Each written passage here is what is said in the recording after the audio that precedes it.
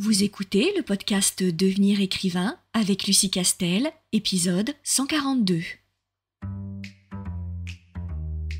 Bienvenue sur Devenir écrivain, le podcast pour démarrer et réussir votre carrière d'écrivain. Et maintenant, retrouvez votre animatrice Lucie Castel, autrice publiée à l'international, formatrice et conférencière.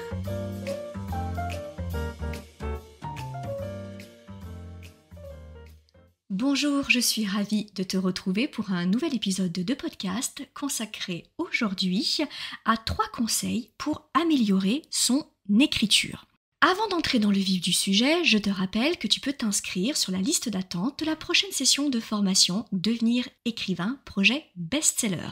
Donc pour avoir toutes les informations en avant-première ainsi que des bonus, je t'encourage à t'inscrire à l'adresse suivante licar.fr/programme. Licar, licares.fr/programme. C'est gratuit, c'est sans engagement non plus. Alors, maintenant, nous allons aborder quelques conseils très pratiques pour améliorer son écriture.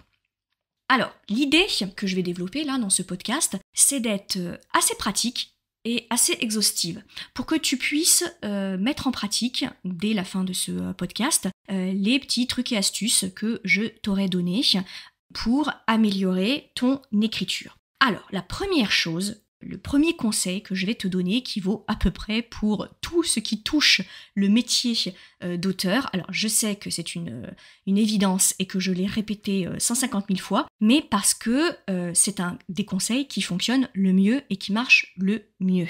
Alors, le premier conseil pour améliorer ton écriture, c'est de lire. Voilà, je peux pas être plus basique que ça, mais je t'assure que c'est le conseil numéro 1 que tout auteur et tout éditeur, un tant soit peu honnête et professionnel, vont donner à des auteurs qui se lancent et qui veulent se professionnaliser.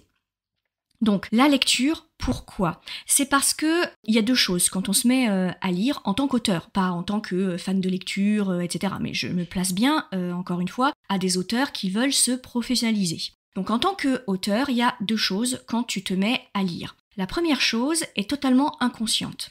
Quand tu te mets à lire beaucoup de romans dans tout un tas de genres, même des genres que tu n'aimes pas particulièrement, voilà, tu découvres, quitte à ce que tu ne finisses pas forcément le livre ou que tu l'apprécies pas forcément, mais l'idée est de découvrir des univers, de découvrir des histoires et de découvrir des plumes.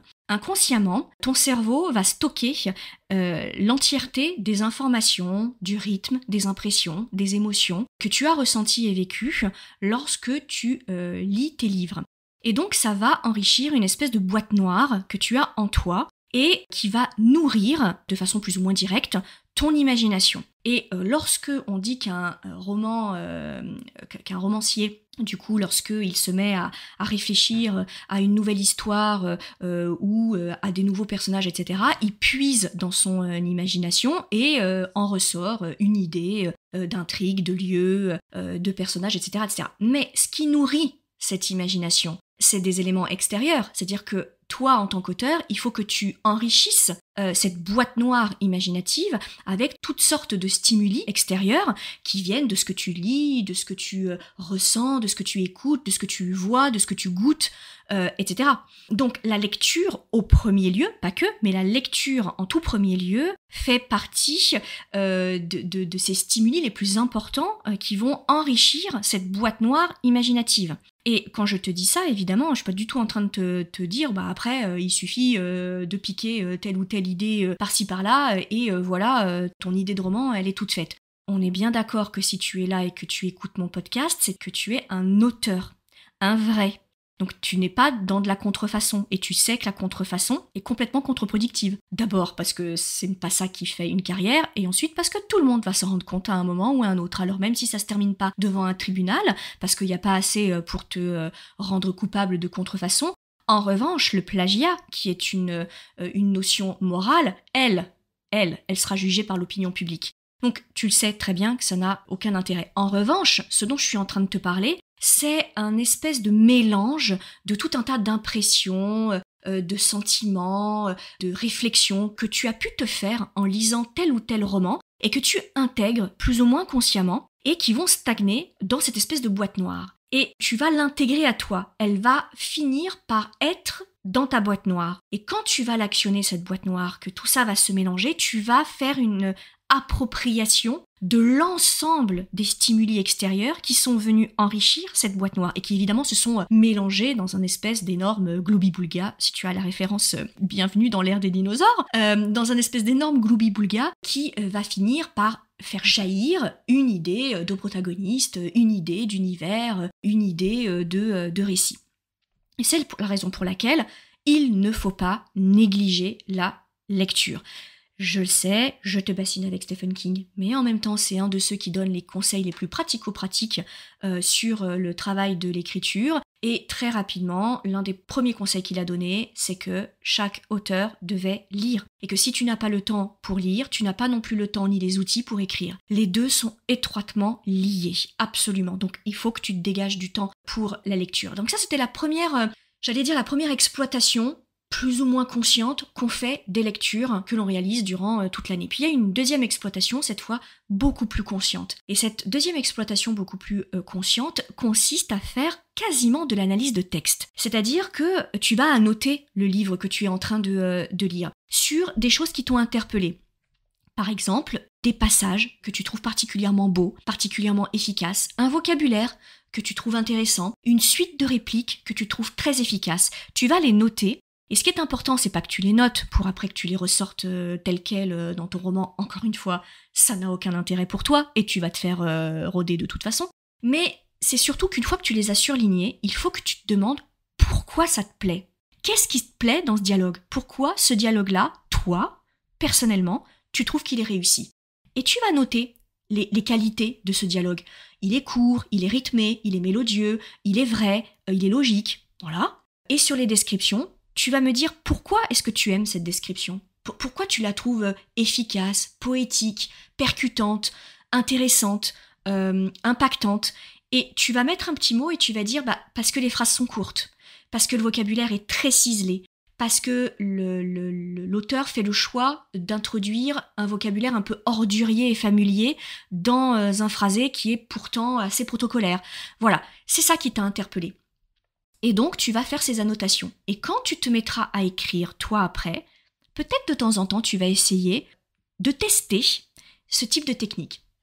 De tester, d'introduire un vocabulaire un peu décalé par rapport au vocabulaire que tu utilises. De distiller des mots qui sont du ressort du langage familier ou ordurier dans un phrasé qui est plutôt soutenu. Et voir ce que ça fait. Et peut-être que ça fonctionnera pas, peut-être que ce sera pas toi. Mais le fait que tu essayes va te faire explorer d'autres choses et va te faire enrichir ton vocabulaire, ton écriture. Et c'est ça qui va faire que tu vas petit à petit affiner ton style et affiner ton écriture. Ça, c'est extrêmement important. Donc, je t'encourage vraiment à le faire. Ça, c'était le premier conseil. Le deuxième conseil, ce ne sera pas non plus une surprise, mais c'est qu'il faut multiplier les bêta-lecteurs ou les correcteurs. Ça dépend de ton budget et ça dépend où tu en es dans ton projet de professionnalisation.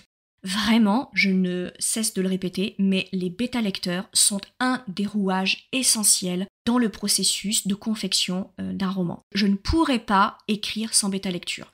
Alors j'y arriverai, mais je serais très malheureuse. Ça fait, je crois, 12 ou 13 romans que j'ai édités.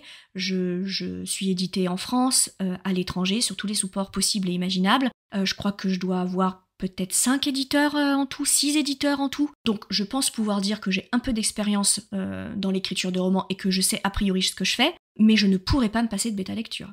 Pas du tout. Et là encore très récemment, j'ai rendu un manuscrit qui est parti auprès de mes bêta-lecteurs, j'en ai 6. Je peux en avoir moins, ça dépend le roman, ça dépend le genre aussi.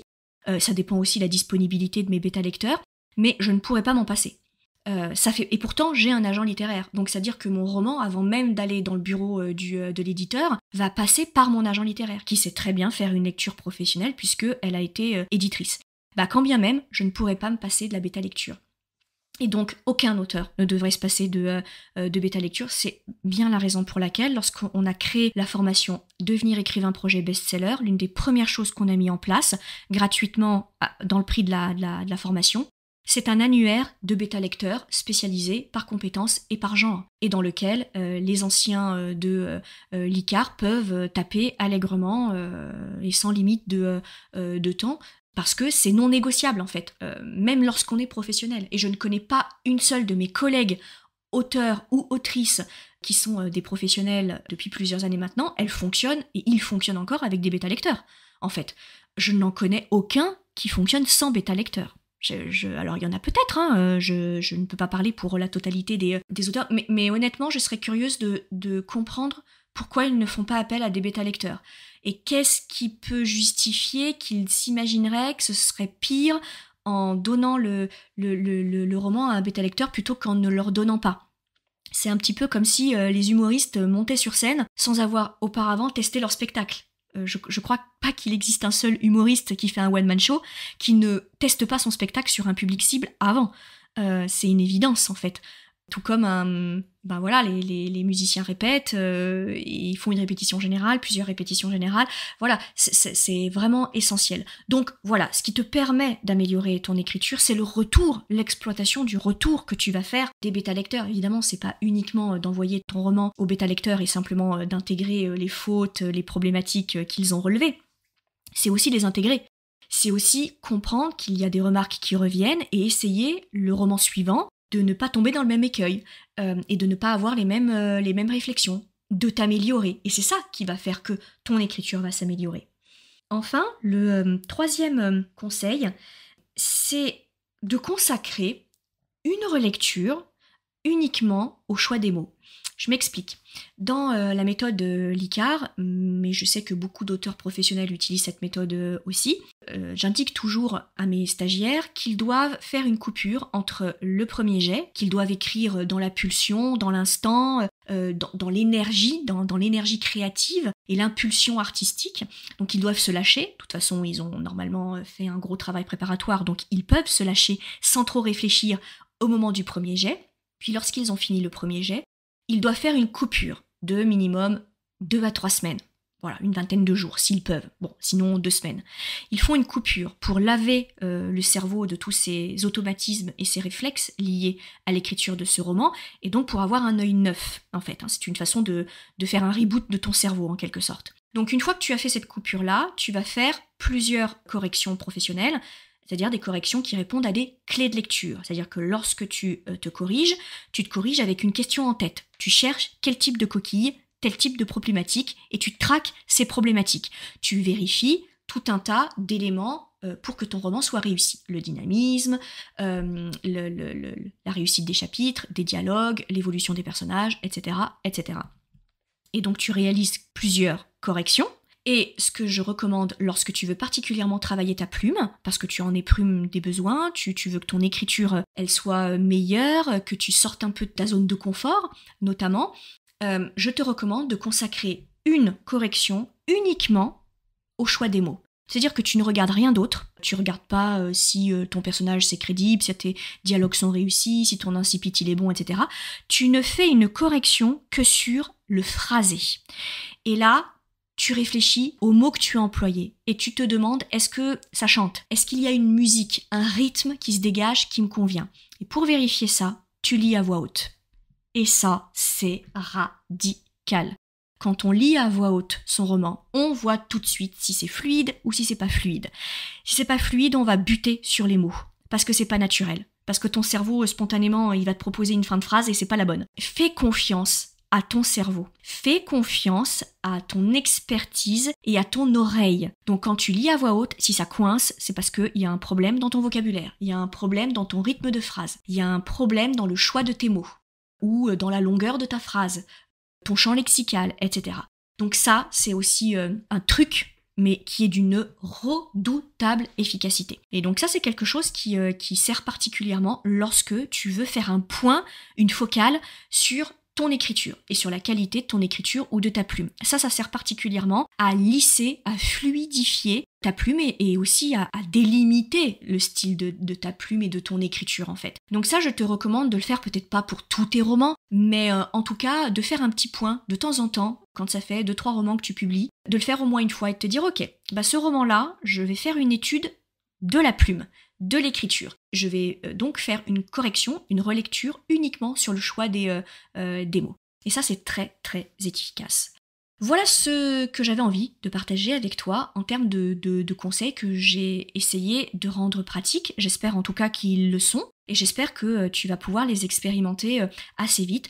En tout cas, si jamais tu le fais, je serais curieuse d'avoir tes retours. Je sais que j'en ai déjà, donc des auditeurs qui spontanément me font des retours sur la page Instagram de l'ICAR en me disant ce qu'ils ont mis en place et si ça a fonctionné. Et donc vraiment, n'hésite pas à m'envoyer un message sur le compte de l'ICAR, le compte Instagram ou un message sur notre boîte mail de l'ICAR pour nous dire si tu as mis en place les conseils qu'on a donnés dans le podcast et si ça t'a été utile parce que voilà, la difficulté du podcast c'est que je parle toute seule face à mes chats devant un micro et si je compte sur la bienveillance et le feedback de mes chats, alors là, je sais que tous les propriétaires de chats vont me comprendre, eh bien je suis pas rendue en fait, voilà, parce qu'ils me jugent essentiellement, mais évidemment ils laissent planer le suspense. Et donc moi je me torture l'esprit en me demandant si ce que je dis tient la route ou pas. Donc le seul moyen que j'ai de savoir si ce podcast t'aide, c'est que tu me le dises, donc vraiment, faut pas hésiter, on répond avec grand plaisir.